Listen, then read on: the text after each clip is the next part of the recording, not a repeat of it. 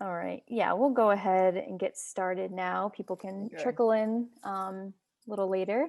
But welcome, everyone. Thank you so much for joining us tonight for our special Earth Day event with Ruth Mendelson. I am Sarah Walker, the Walden Woods Project's Education Director. For those that do not know us, the Walden Woods Project is a nonprofit based out of Lincoln, Massachusetts. We preserve the land, literature, and legacy of Henry David Thoreau to foster an ethic of environmental stewardship and social responsibility. Our organization was founded in 1990 by recording artist Don Henley, and this April we will celebrate our 31st anniversary. And yeah. Yeah. Woo! Everybody can clap. I can't hear or see anyone, but Yep. okay. Hopefully they're clapping at home.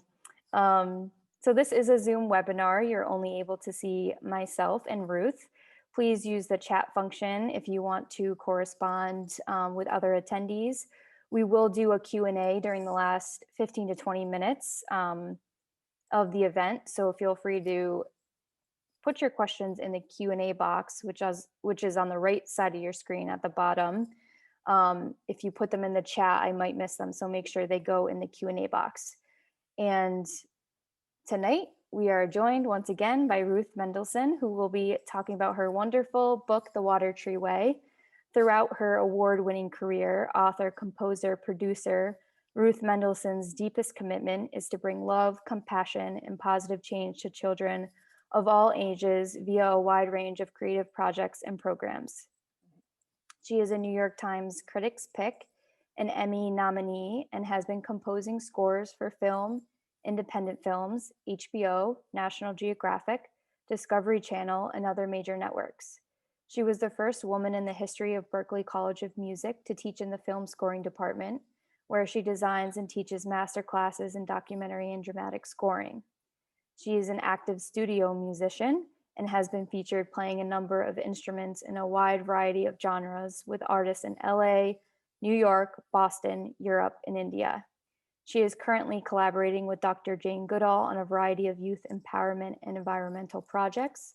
She now produces and composes soundtracks for Jane Goodall, and the documentary, The Prison Within, which Ruth scored, won the 2021 Best Socially Relevant Documentary. And she just learned of that news before this event. So this 15 is, minutes ago. yeah, hot off the press. Woohoo! And her book, The Water Tree Way, is about Jay, a girl filled with spunk, stealth, and blazing courage, who leaves all she has known to embark upon a journey. By daring to pluck a single mysterious leaf from the revered water tree grove, Jay begins to confront herself by pursuing what she knows nothing about. Through Jay's high-spirited and big-hearted escapades, the book offers insights and solutions to many of the problems we currently face, from fear and loss to the tragic absurdity of war and revenge. A full-length children's book intended for readers of all ages, this story exalts the triumph of the human spirit as experienced by a girl who can be none other than her unabashed self. So with that, welcome, Ruth. Thank you. Obviously an impressive bio, and Makes me want to meet me. Exactly. The book was awesome. Here's a cover for anyone who wants to see what it looks like. But thank you so much for being here tonight. I think it would be great if you could start off with reading from the beginning Sure. of The Water Tree Way, so we don't give the adventure away, but No. get people grounded and excited and place in character. So whenever you're ready, if you want to give us 10 minutes or so of a reading. Sure. Okay. Well, thank you. And it's such an honor to be here. Happy Earth Day, everyone. And I hope this finds everyone safe and well. And may we all take really good care of one another and our beautiful planet. So, funny thing, I have a book too. Good. So this is the cover. Just for anyone who might be a writer out there in search of an illustrator. This was illustrated by Arch A. Polar. He's an incredible artist. Does all styles. I mean, literally, like all. He's a genius. Really wonderful to work with. Really takes instruction beautifully, very, very humble, and just crazy talented. So Arch A. Polar. This is actually taken from a scene in the book that happens a little after 3/4 of the way through the story. That's all I'll say about it. Okay, so now you guys sit back and relax. It's been a hell of a year, right? It's story time. So just relax, chill, take a breath. If there's a blanket around, it's a freezing, windy, weird day around, at least in Massachusetts right now. There's a blanket that looks appealing. Why don't you go grab it and just let yourself be read to for a little bit. This book is for kids of all ages, regardless of chronological age. That doesn't matter. So here we go. I am hoping everybody, I should ask this, can everyone hear me? Like, is this, I just want to make sure audio is actually translating properly here. I'm not seeing anything in, oh, yes. Oh, we can hear you. Yay. Okay. Thank you. Yes, yes, yes. All right. Thanks, you guys. Awesome. Okay. Here we go.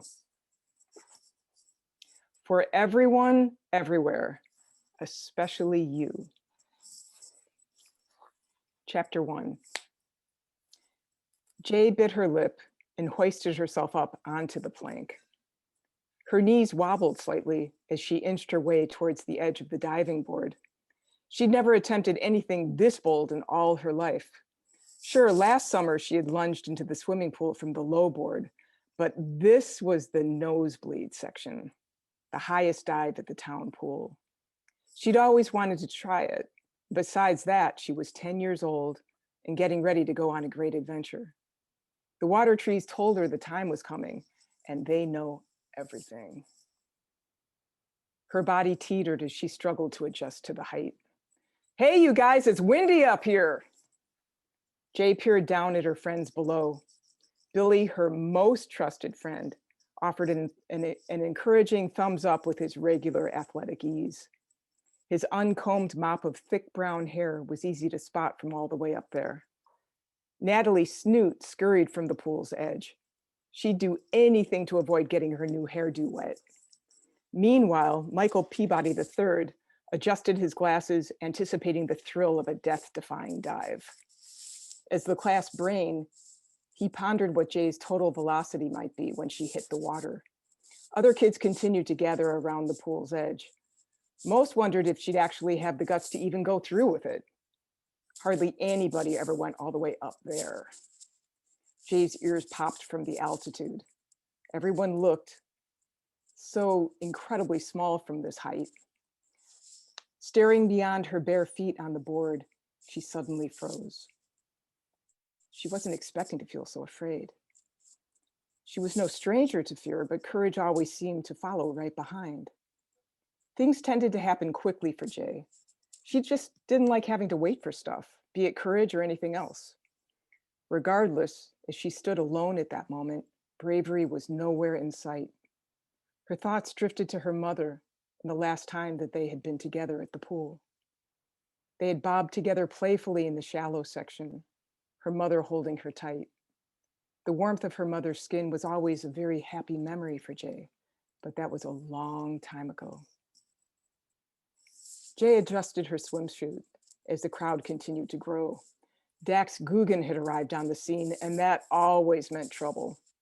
Snatching a juice box from a younger boy's hand, Dax put the straw to his mouth and took a long, exaggerated sip. Thanks for that juice, pighead. The little boy started to cry. Seeing this, Jay's toes clenched in anger. The younger boy was a new kid in town. Everyone knew that. Leave him alone, Guggen. The plank bounced slightly as Jay yelled, "Give it back!" Dax continued sipping the boy's juice, ignoring her. That did it. Being ignored when you're saying something important is the worst, at least according to Jay.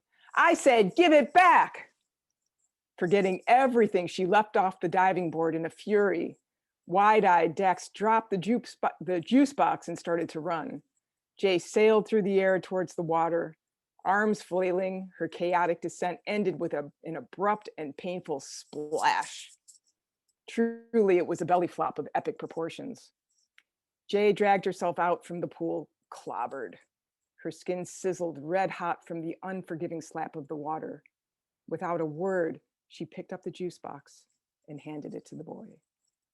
Her friend Billy ran up to her, grinning. You okay?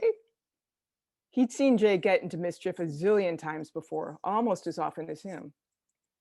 Jay shot a pained glance at the nosebleed section and announced, I'm done with diving. As soon as she said it, she knew something wasn't right. Okay, that's the first excerpt from chapter 1. So I'm going to skip ahead. Now, the book is The Water Tree Way. So you might be wondering what water trees are. So here's just a little bit about them. Water trees were very old and very wise. Everything about them was unique, even their bark. Unlike the rough texture of most trees, water tree bark was soft and rolling, a rich blue velvet robe that rippled like water at the slightest touch of the wind. But what Jay loved most were their leaves. Each water tree produced only one leaf at a time, never more, with a secret map tucked deep inside. No two maps were alike, yet each one promised a great adventure filled with countless riches and magical destinations. There was a catch, however. Each map was revealed only after the leaf was plucked, never ever before. And whoever did the plucking had to go on the map's journey. There was no turning back. Few people had the guts to even touch one of those leaves, not to mention pluck one. Jay arrived at the water tree grove, hair blown from running, and bounded up to the eldest tree, who had become like a grandparent to her. She plopped down on the ground before the tree, panting. Well, I had the most amazing dream last night. Ah, said the tree. Sounds like you had a visit from your mother. Jay smiled. Water trees know everything. What did she tell you, Jay? That one of these leaves is for me. The eldest tree looked at her with ancient, thoughtful eyes. Do you know which one it is? I think so. One leaf in particular had always amazed her. It grew from the lowest branch of the eldest tree, and it seemed to have a life of its own. It would mysteriously change shape from a large blue leaf, then into a bird, and then back into a leaf. Jay sat for hours by the tree, waiting to see what the leaf would do next. One time, she saw it morph from a leaf into a swan, then a pelican, and back into a leaf again. She was utterly mystified by this. Reading her thoughts, the eldest tree chuckled. That leaf, excuse me, is meant for someone who is especially free-spirited, Jay. Now, this is a big decision, and there are many leaves. So be sure to take a good look at all of your choices before you decide. Take your time. All of the water trees smiled in a gentle, noble sort of way, their soft blue bark rippling in the breeze. Jay walked slowly through the grove, inspecting each of the leaves that dangled from their branches. They were all beautiful, all flawless, all rich velvety blue, but her eyes kept returning to the leaf on the eldest tree. It exuded a mysterious glow as it morphed into a perched hawk before slipping back into the shape of a leaf. The eldest tree smiled. Whoever chooses this leaf must be very strong. Are you sure? Jay walked over to it and without hesitation reached out to shake hands, so to speak. The leaf felt surprisingly soft and strong as it sparkled violet blue and bright gold at her touch. Elated, she looked at the eldest tree and announced, "This is the one." All of the water trees cheered. It wasn't every day that someone had the courage to choose a leaf. Jay immediately began tugging away, wanting to know more, but no matter how hard she pulled, the leaf refused to give. Now, there was a reason for that.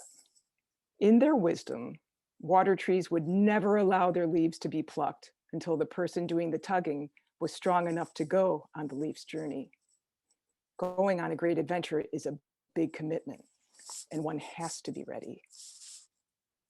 Jay tried everything to get that leaf off the tree. She pulled at it, she tugged it, she yanked it, and she even grabbed it and swung from it like a rope. Nothing worked. The leaf dangled lazily from the branch without a care in the world. Exhausted, Jay looked up to the eldest tree. Well, what's wrong? Aren't I ready yet? No, Jay, not yet. But I'm already 6. The time will come. In the meantime, you must be patient. She had no choice. The leaf wouldn't budge. Cliffhanger. Dun, dun. Yes. That was wonderful. Thank you so much, Ruth. I obviously read the book, but hearing you read it, brings me back to when I first started reading it a month ago. And you have a great reading voice. I hope an audiobook is maybe in the future. Yeah, I'm actually writing the music for it right now. Oh, awesome. Yeah. I should have added that to the bio. Oh yeah, yeah, there's always something. Yeah. Just for anybody out there, if that was a little confusing, because the first excerpt, she's clearly 10. And then in the second excerpt, she says she's 6, because that second excerpt is actually a flashback that takes place in the book. But I didn't, I zoomed through the part of the book that set that up. So right. Yeah. Anyway. Yeah, so before we begin our audience Q&A, I'm going to start off with a few questions of my own. Sure. Maybe the audience is a mix of folks who have read the book and those who haven't. So this won't give anything away. Thank you. Thank you so much. I really appreciate that. Of course. So when we first spoke about the book, you mentioned kind of resisting the idea of writing it.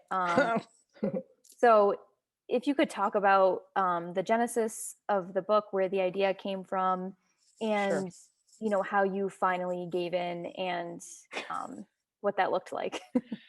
Yeah, that about sums it up. I gave in. Yeah. Okay, well, first of all, I'm a composer. I write music for films. I never once aspired to writing a novel. It's a novel, you guys. This is 262 pages. This isn't a little thing. And but the story would not leave me alone.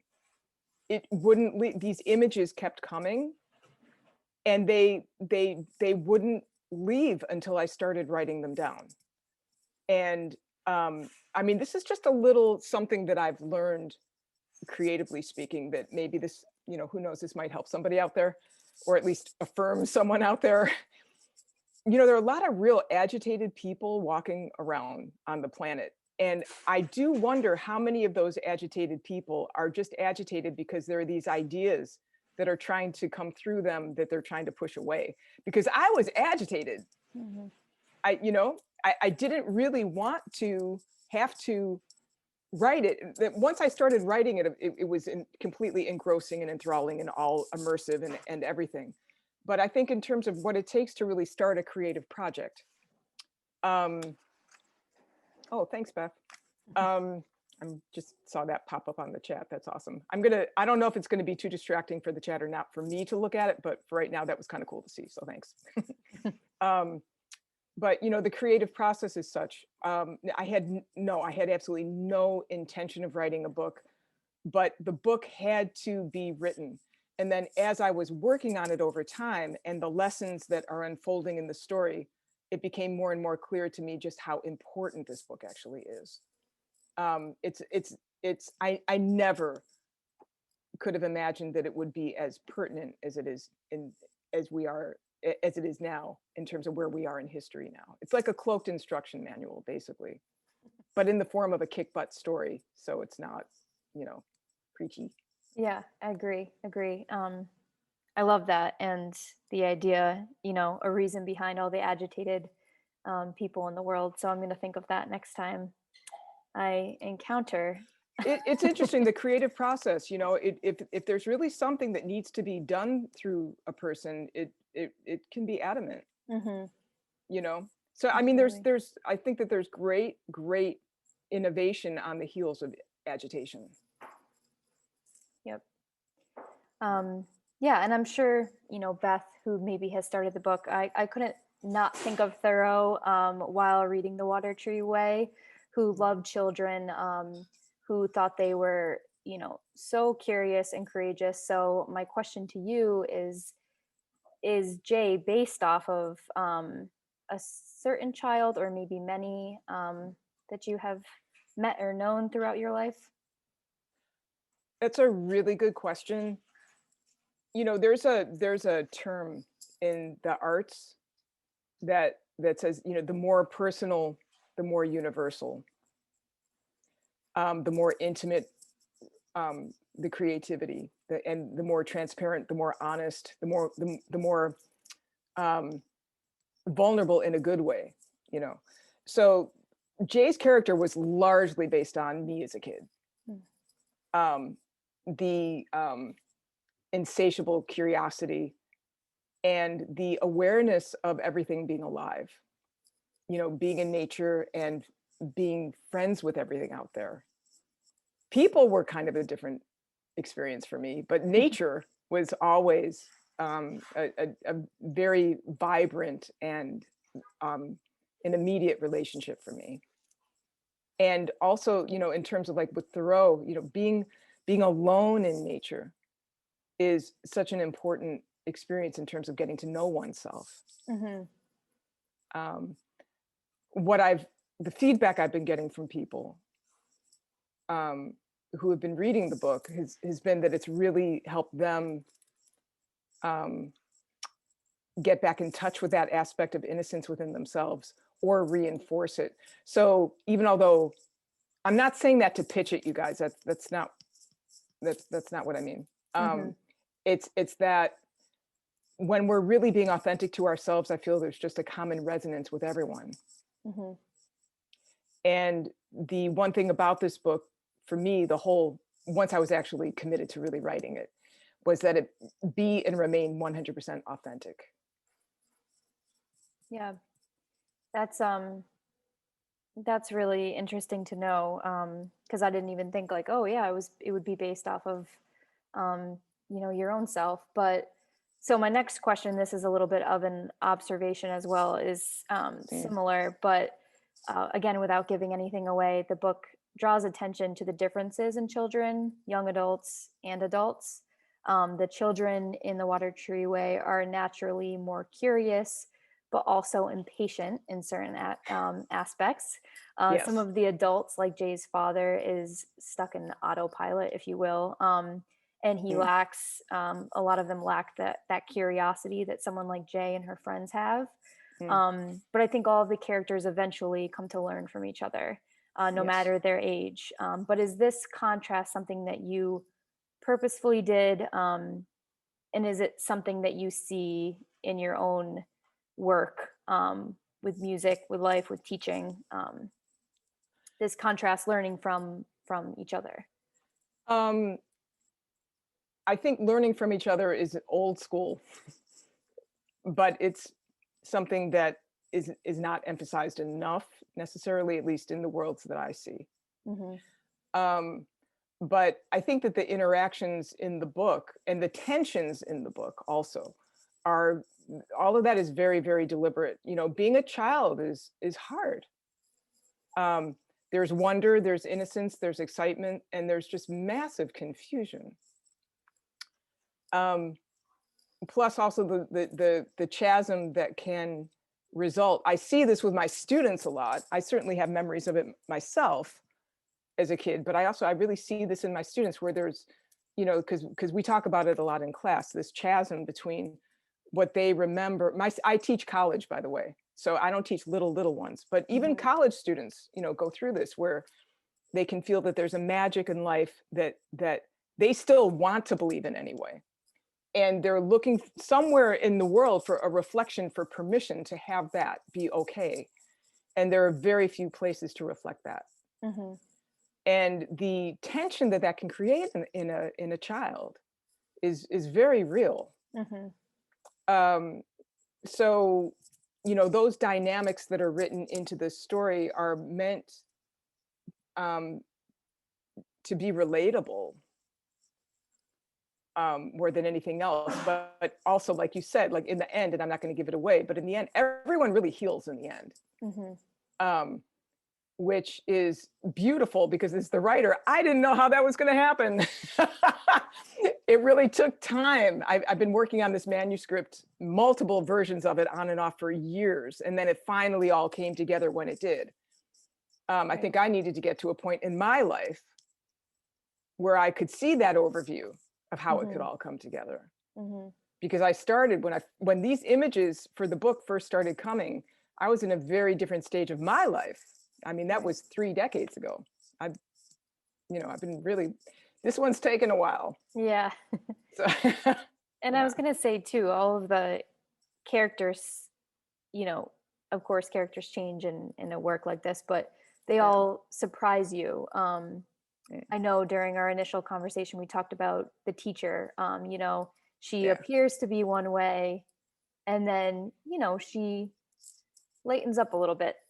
um, Yep. so, and there's that with Jay too. So it's like you get comfortable with the characters, but then they kind of do things that surprise you. And again, that's just like a universal feeling in life too. We surprise ourselves, our friends, our family.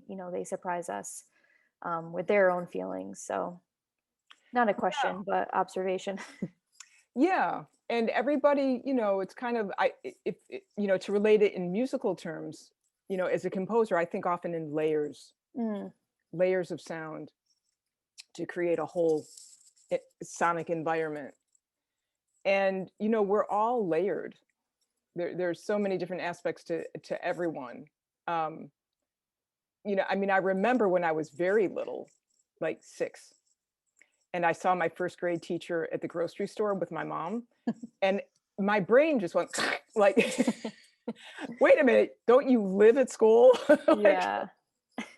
there can be that very in order to organize my, they actually there's a term for that somewhere in child psychology of organizing in order for a child to make sense of their world. It's like, this is this, that's that, this is this, in order to feel safe. Right.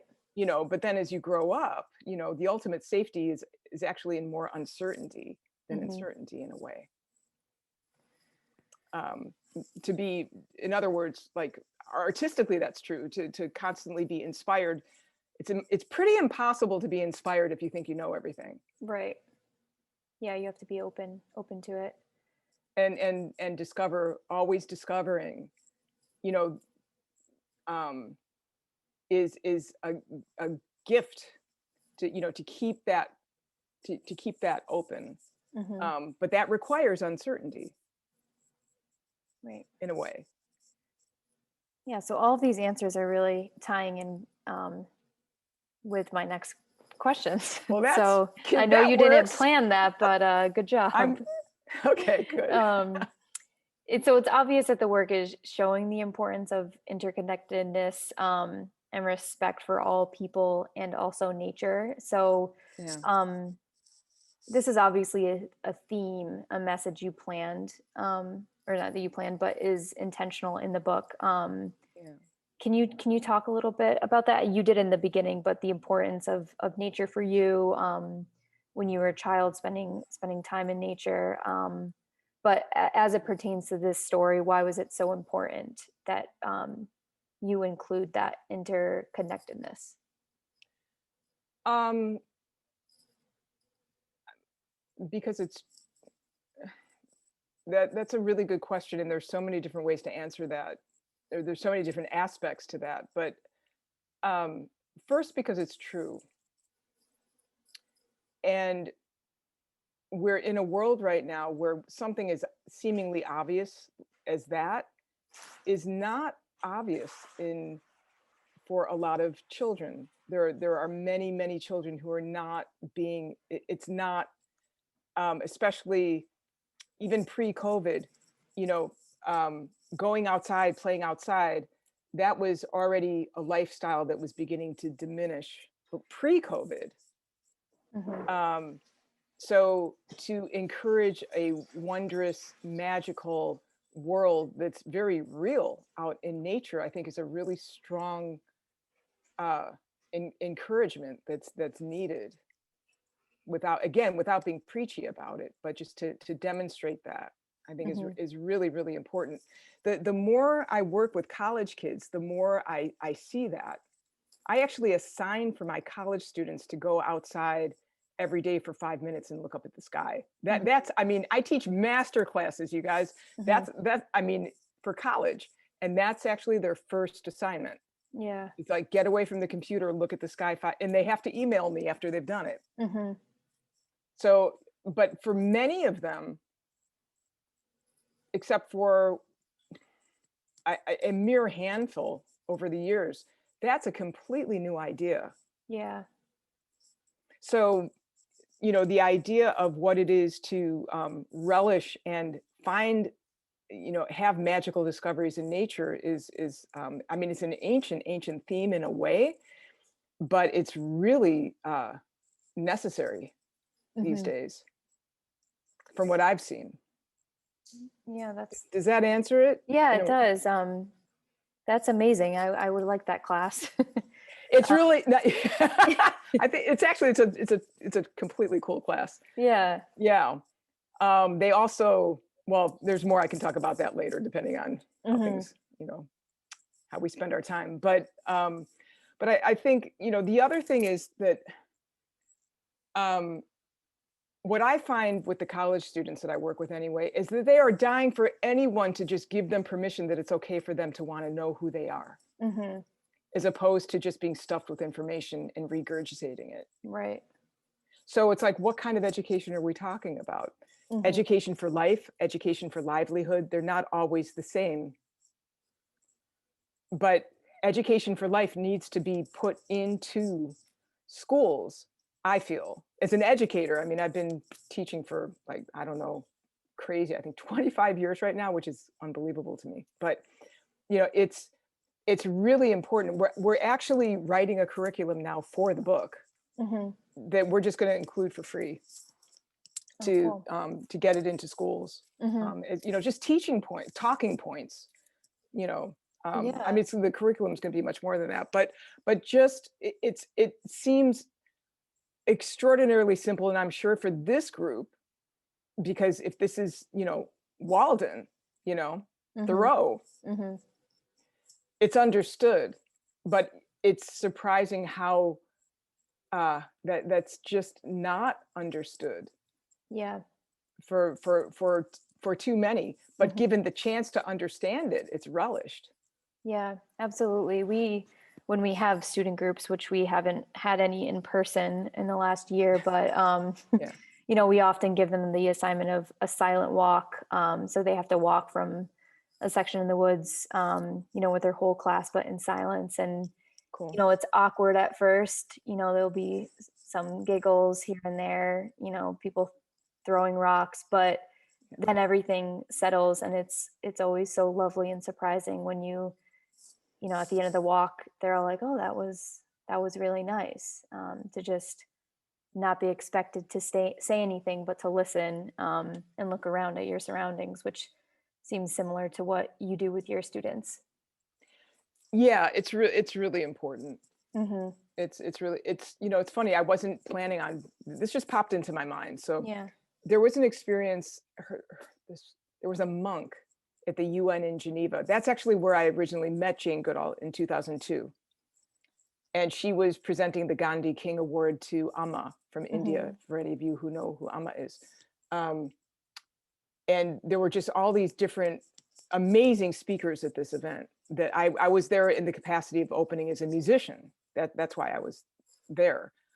Um, but there was a monk from Thailand named Mai Chi, and whenever she spoke, she did not speak English, but whenever she had a translator, um, it was like listening to flowers blooming. That's just what I kept thinking when I was hearing her voice. Just this incredibly beautiful, soft, expansive voice. And Hmm. she talked about what they were doing for children who had been sexually abused in Thailand, because there's so many kids who were abducted, and then child prostitution. And what were they do? They would take these children and put them next to a tree, and explain to them that when they were breathing, they were loving the tree, Mm. and that the tree would love them back by giving them oxygen. And that simple relationship with a tree, that this is not what inspired the book. I had already been writing the book at that point, but that relationship with nature was healing them at a depth of level that all of the therapies wasn't able to reach. Right. I'm not saying instead of therapy, I'm not suggesting that, but Yeah.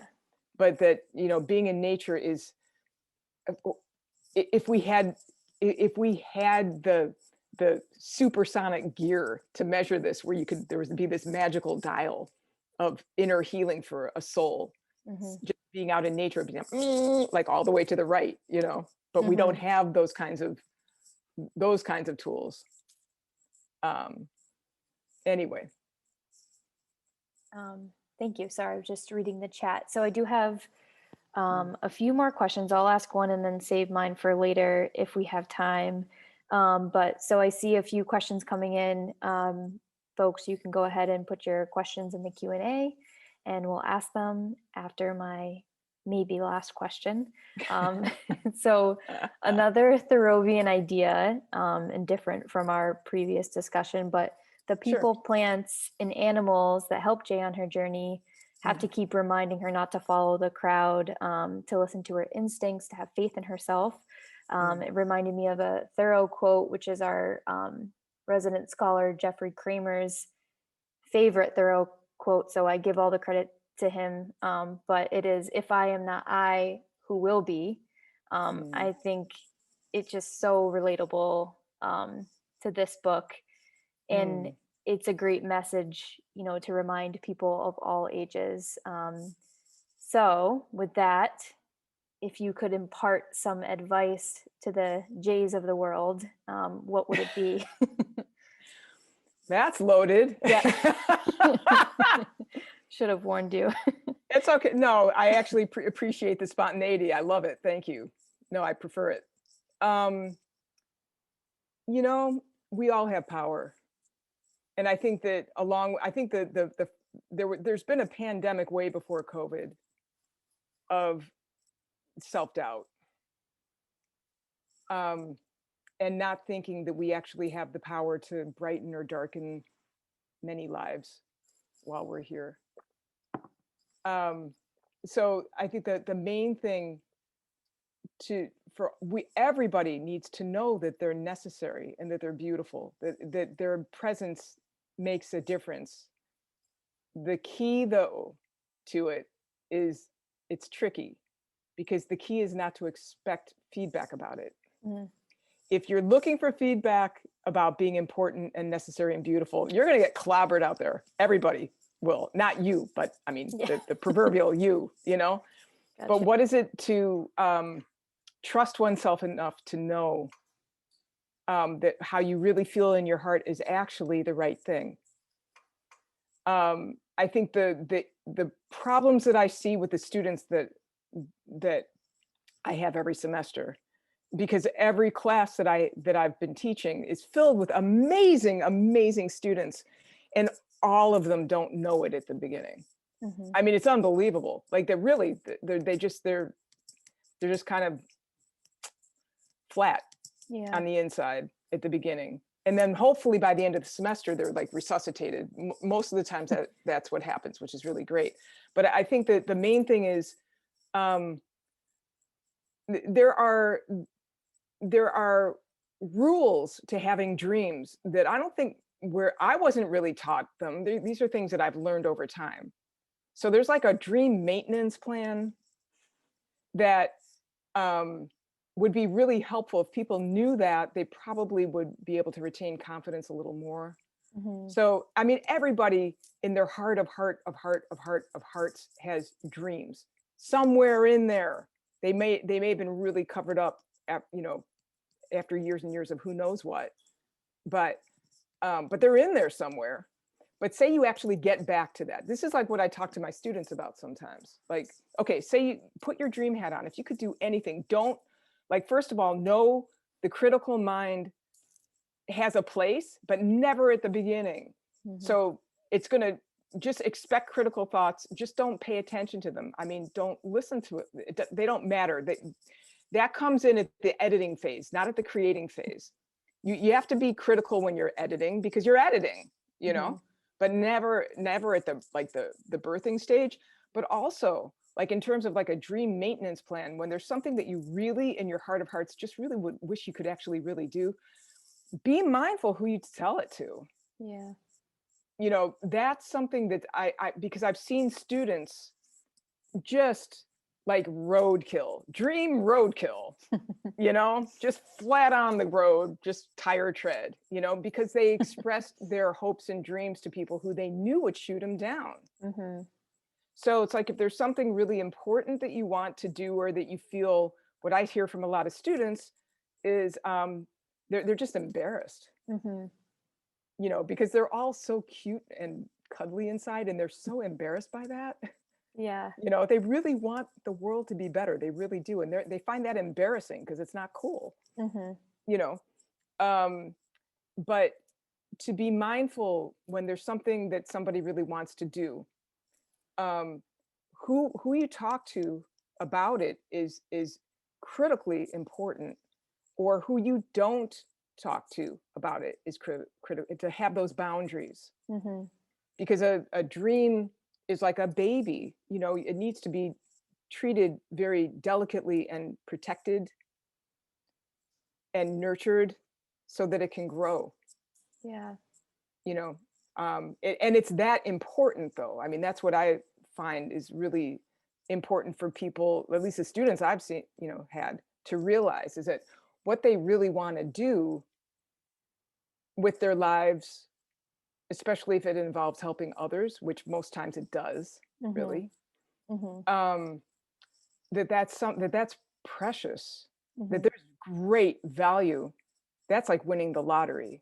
That it's something to really value and nurture, and have strong boundaries around, and not to just to pass off as nothing. And Yeah. if you know that somebody's not going to understand, or if you suspect it anyway, then don't, wait till you're further along, wait till it's actually happening, and let them just see it rather than talk about it. Yeah.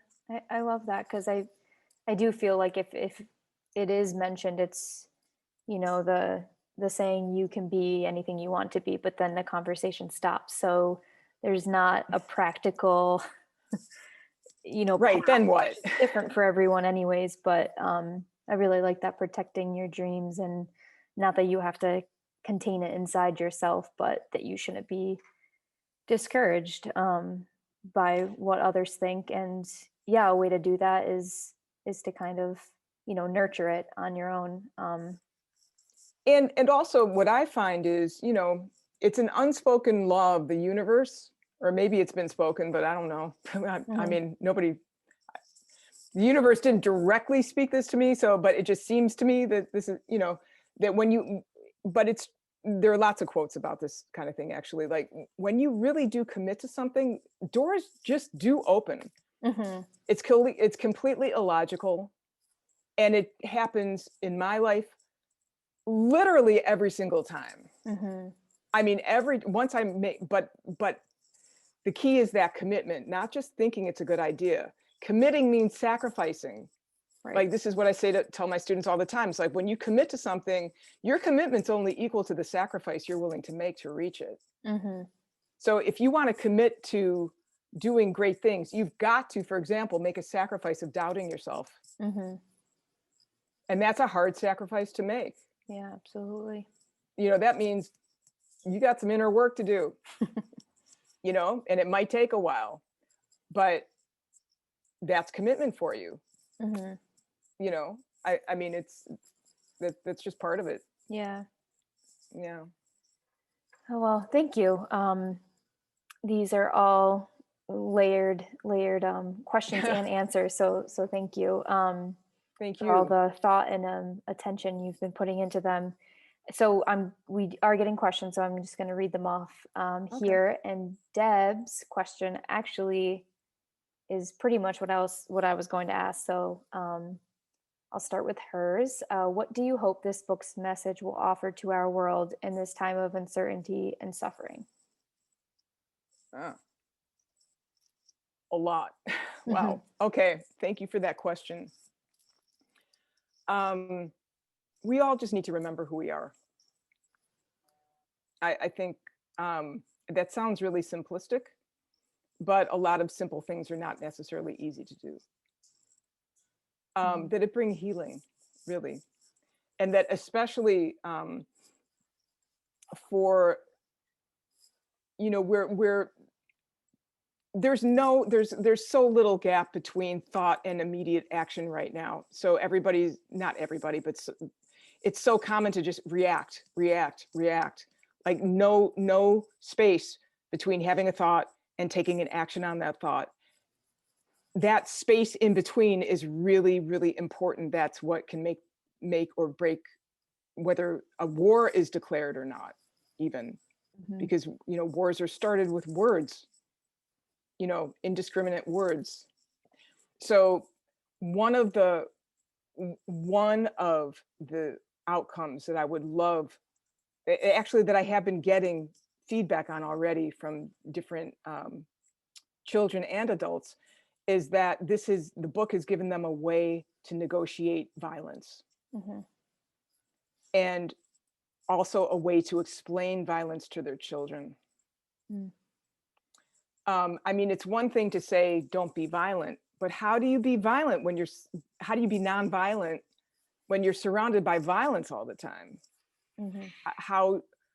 It's great to say, well, don't do that, but how? And one of my hopes for the book, and for anybody who hasn't read it, it's not like this is a really heavy read, because we're talking about really deep topics right now, but it's actually pretty much of a kick butt story. So that's why it took so much time to do, like how to balance all that stuff. But I think, being in an increasingly violent and reactive world, to give people, especially children, options of how to deal with it and how to manage their own selves in the face of these things. That's one thing for sure. And I know the exact scenes that cover that, but I will not go into it. You're a rock star. Thank you for not doing that. Thank you. But yeah, I mean, I would agree. Like, it sounds like these are all heavy topics, but the book is absolutely not that way, and can be read to a child, a young adult, children, without giving them nightmares. So no, it's not. on... This is not. This is meant to. But the fact is, the reason I'm emphasizing this, I've done a lot of work with children in war zones over the years, humanitarian art projects that are pretty mind-blowing in some of their effectiveness. But the truth is, so many children, even just children, like, okay, I live in Massachusetts. I did a project once where I was interviewing children in inner city Boston. Kids were too depressed to do their homework just because adults were talking about violence all the time. I think that the children are far more affected than many adults realize.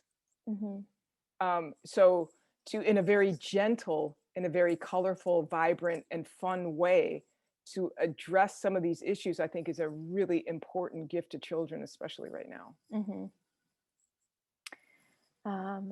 Another question. There are a lot of Buddhist derived teachings in the book.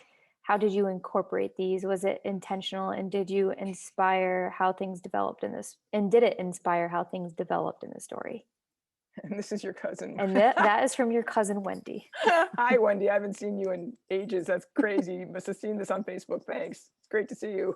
Well, theoretically, anyway, I can't see you, but no, it was not derived from direct Buddhist teachings. No, just being alive. And also watching Amma's example for years, also incredible presence in humanitarian has also really inspired a lot as well.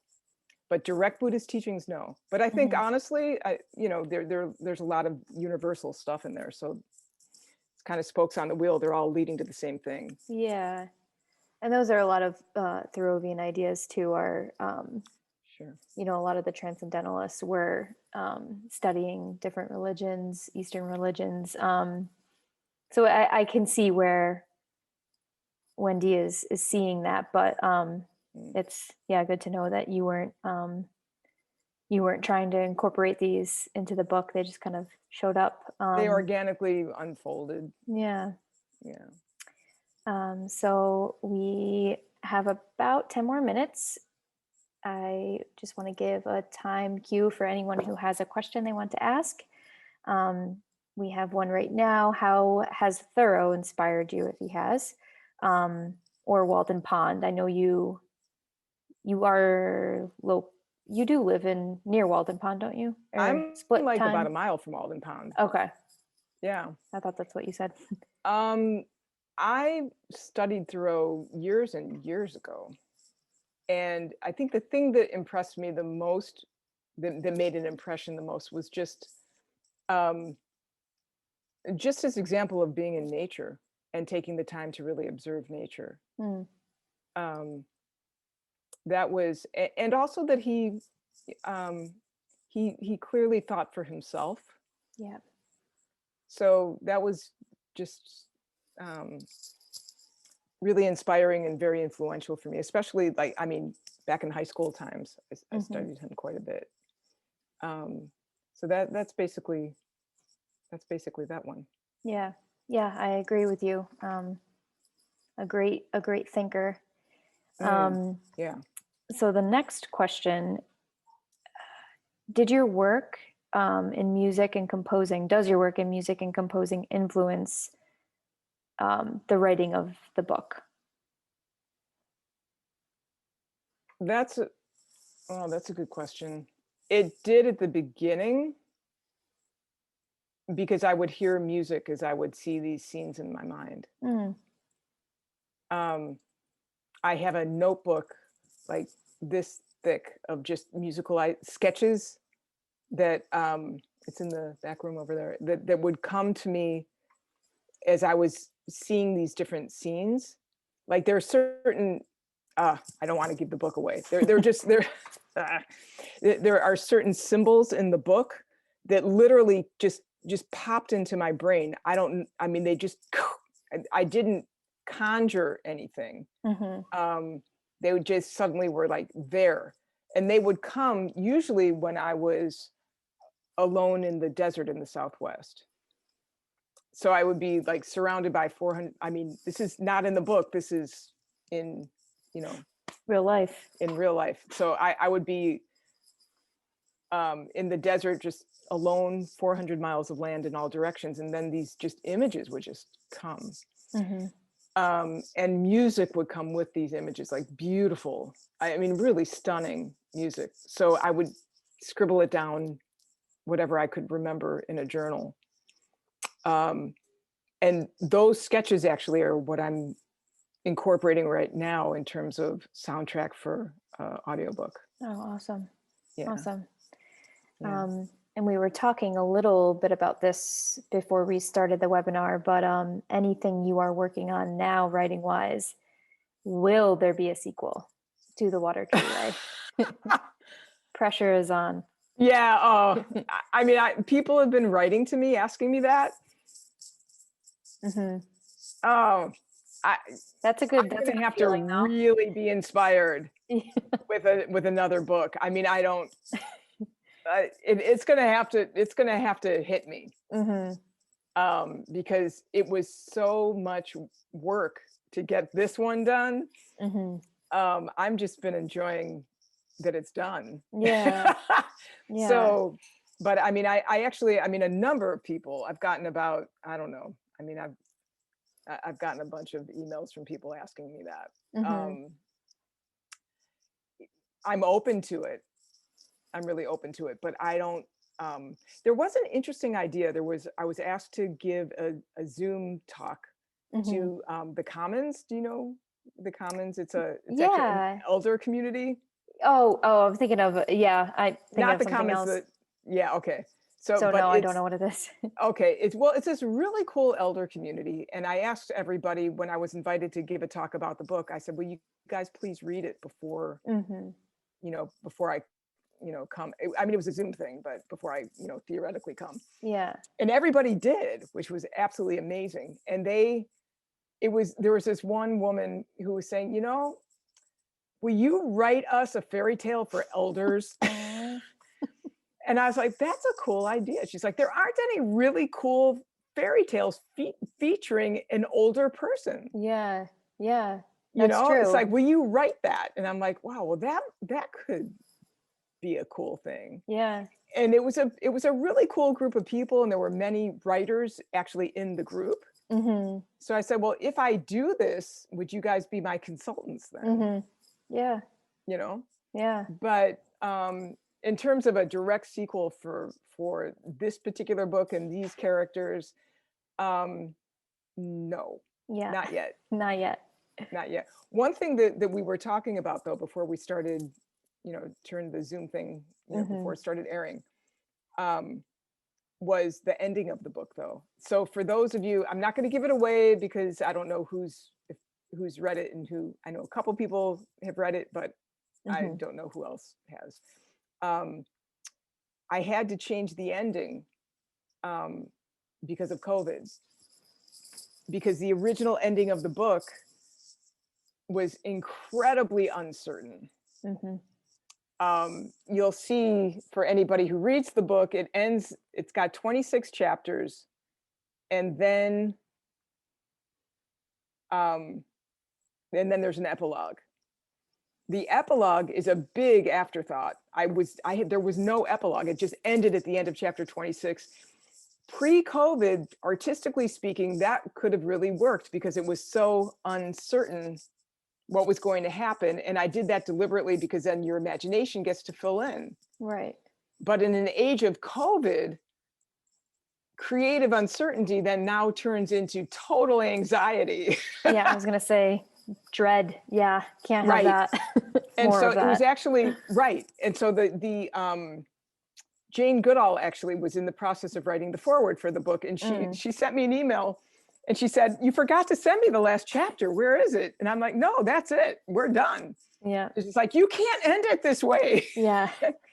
And so that's what really inspired me. And Dr. Jane's always right. Hmm. She just is. And so that's what inspired the okay, I have to, I have to write something now. I have to really end this differently because it needs to end in a kind of certainty that will be healing rather than traumatizing. Hmm.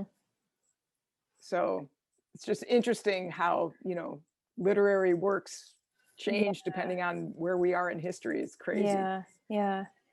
Um, and in response to the Jane Goodall comment, I'll ask the last question. And it is, did anyone help you on this journey in writing the book? I know you've talked a lot about Dr. Jane Goodall.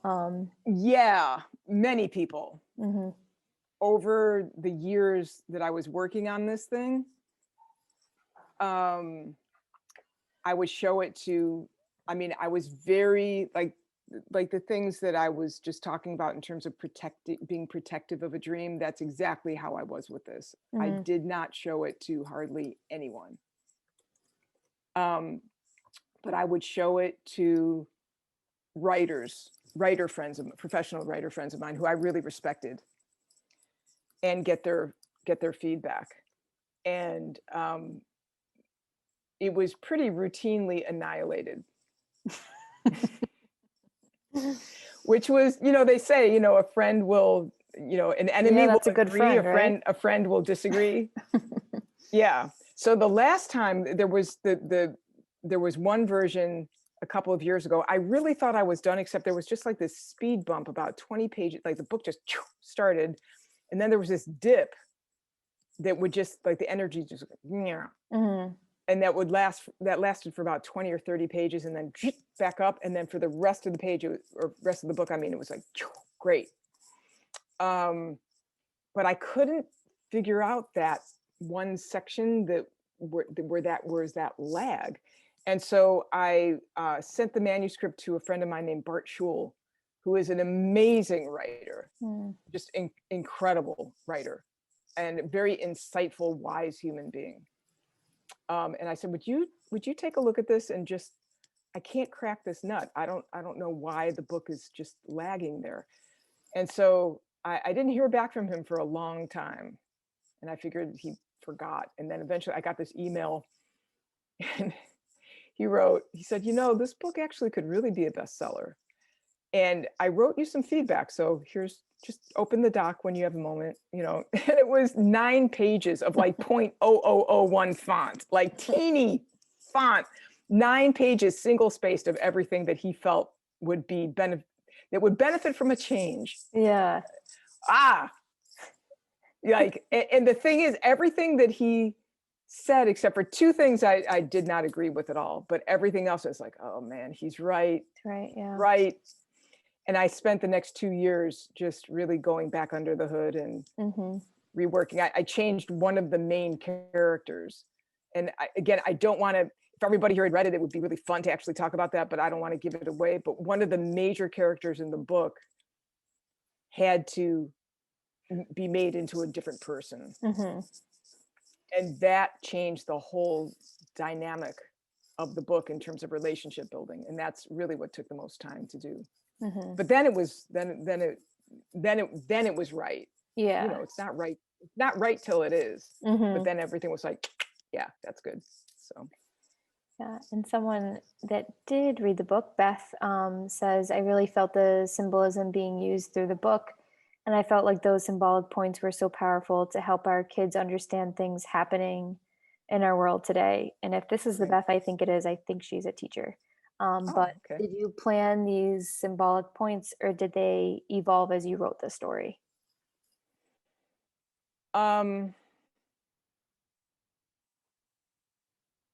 Both.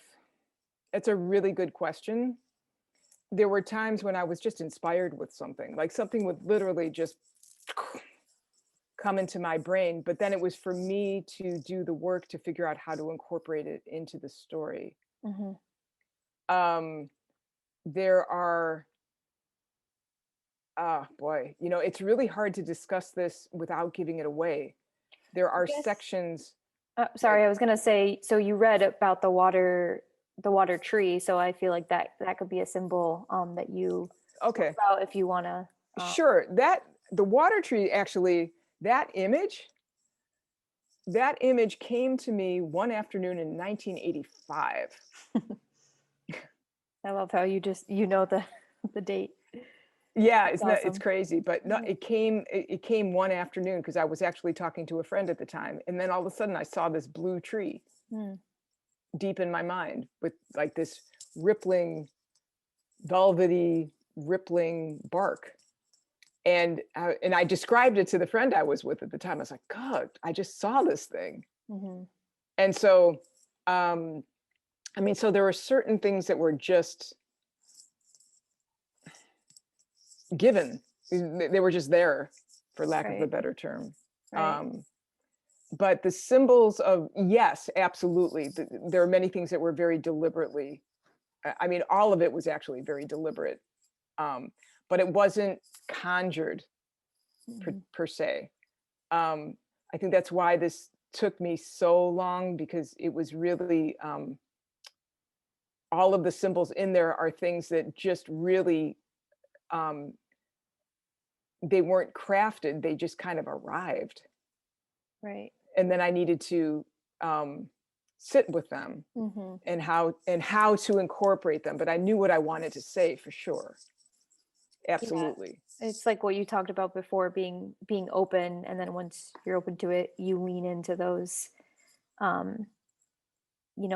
the subconscious thoughts that are being given to you. And also seeing the needs of people. That's also, it was a combination of just having the kind of solitude so that there's time for the imagination to flourish, but not turning a blind eye to the world either. Right. So it's a combination of nurturing that inner world and being aware of what's Mm-hmm. going on out there. Mm-hmm. Um, I think I just feel, I know this in terms of pieces of music and what to me I regard as great pieces of art. Um, Inspiration is ultimately so healing. I mean, it's like supremely healing. So it's important to take that time to. I personally experience creating more like as receiving Right. than doing. But the doing then comes in terms of refining, and there's a lot of doing with that. Mm-hmm. Um, but I just feel like in terms of whenever anybody is inspired, there's great benefit to other people in sharing something like that. But it's not necessarily my business to know how it strikes other people, other than just to offer it. That's great.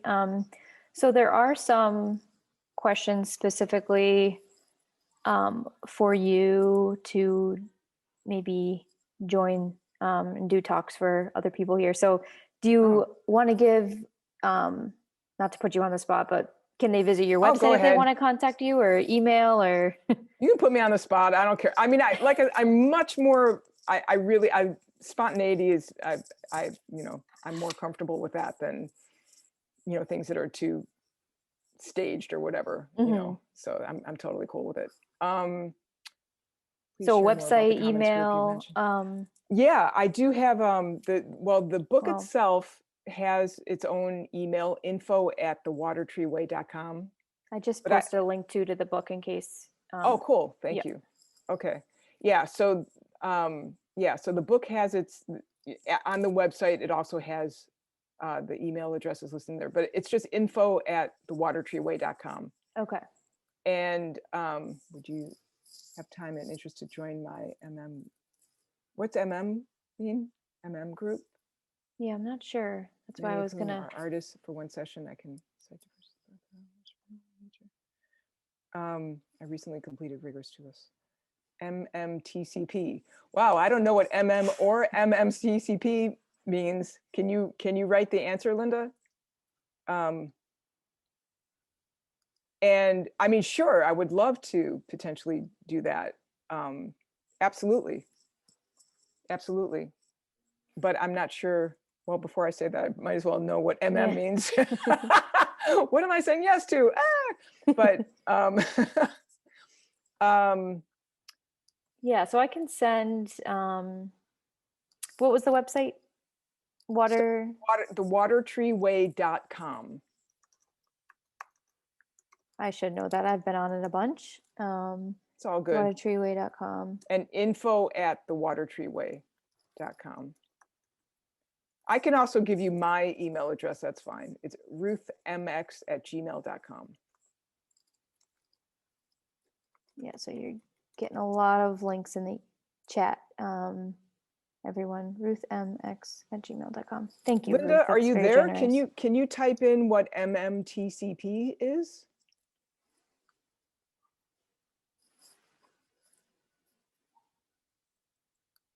Oh, you did? Hmm. I'm not seeing it. Oh, did you type it in the chat or in the oh, mindfulness meditate. I see. Okay, it's in the chat. Got it. Sure. There we go.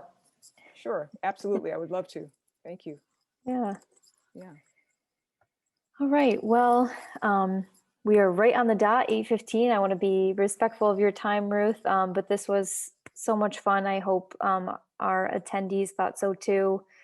This was a really unique Earth Day event for us. And I mean that as in, kind of seems all encompassing. So yeah, it just feels really great. And thank you again for sharing your work. And hopefully you will be connecting with some folks who watched tonight. So yeah, thank you. And I want to remind everyone to check out our website for updates for more virtual talks. We are almost at our fundraising goal for tonight's event. I know many of you already gave, so thank you so much for that. And for those, if they feel inclined, any little bit helps. I'll post the link for that fundraising page. But mostly, thanks everyone for joining, and thank you, Ruth. If you want to leave us off with anything, feel free. A lot of chats saying that the book was great, so maybe more people read it than we thought. Yeah, maybe. Okay. Well, first, it's a real honor to have been asked to be a part of this event. So thank you so much. Thank you, everybody who's tuning in. And I really encourage you, if you haven't, it's hard to know how to say this, and